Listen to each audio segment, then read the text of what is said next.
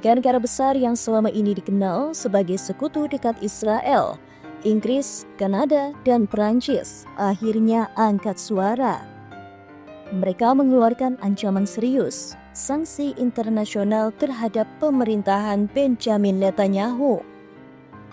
Jika Israel tidak menghentikan ofensif brutalnya di Gaza dan membuka akses untuk bantuan kemanusiaan, maka konsekuensinya bisa sangat berat, terutama dari sekutu yang selama ini melindunginya.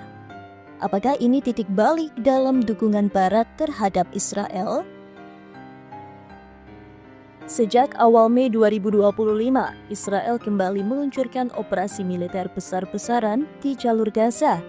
Serangan udara dan darat menghantam wilayah padat penduduk, mengakibatkan puluhan ribu korban jiwa dan memicu bencana kemanusiaan.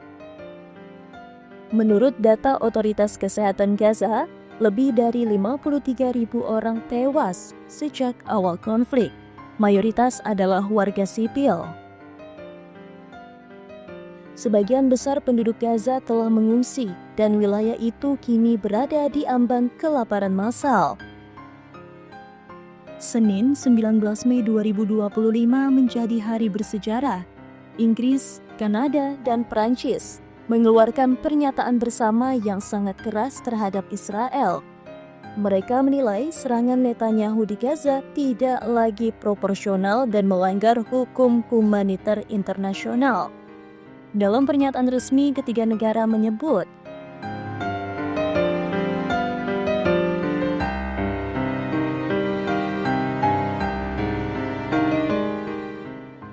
mereka mengultimatum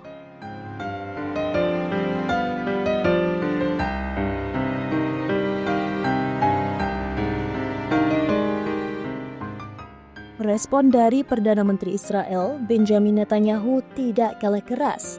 Ia menuding ketiga negara barat itu telah memberikan hadiah terhadap serangan genosida 7 Oktober dan membuka jalan bagi kekerasan serupa terulang. Netanyahu menegaskan,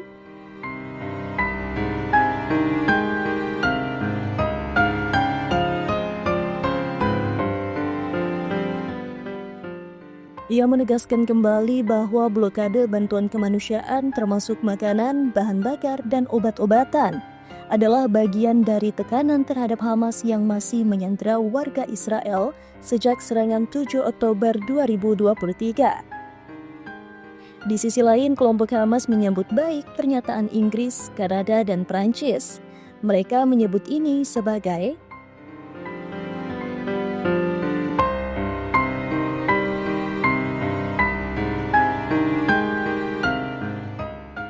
Namun, apakah dukungan verbal ini cukup untuk menghentikan konflik?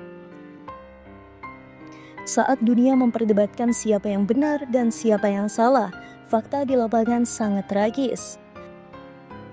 Ratusan ribu warga Gaza hidup tanpa akses air bersih.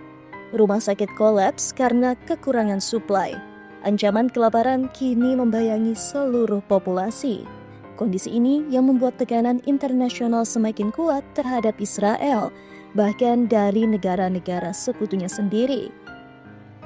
Tiga negara sekutu ini juga menyuarakan kembali dukungan terhadap solusi dua negara, pengakuan negara Palestina, dan upaya gencatan senjata yang dipimpin Amerika Serikat, Qatar, dan Mesir. Bagi mereka, dukungan terhadap Israel bukanlah cek kosong. Kini mereka menarik garis batas yang jelas. Namun, pertanyaannya adalah, apakah Netanyahu akan mengindahkan ancaman ini? Selama ini Israel kerap mendapat perlindungan diplomatik, terutama dari Amerika Serikat di forum-forum seperti Dewan Keamanan PBB. Namun kini tekanan datang dari tiga arah sekaligus, Eropa, Amerika Utara, dan Timur Tengah. Jika sanksi benar-benar diterapkan oleh Inggris, Kanada, dan Perancis, maka hubungan militer dan intelijen bisa terpengaruh, kerjasama ekonomi bisa dibekukan, dan yang paling penting, dukungan politik di panggung internasional bisa runtuh. Ini bisa memicu isolasi diplomatik Israel, sesuatu yang belum pernah terjadi sejak puluhan tahun terakhir. Tekanan terhadap Israel kini tidak hanya datang dari negara-negara Arab atau LSM internasional, tapi juga dari sekutunya sendiri.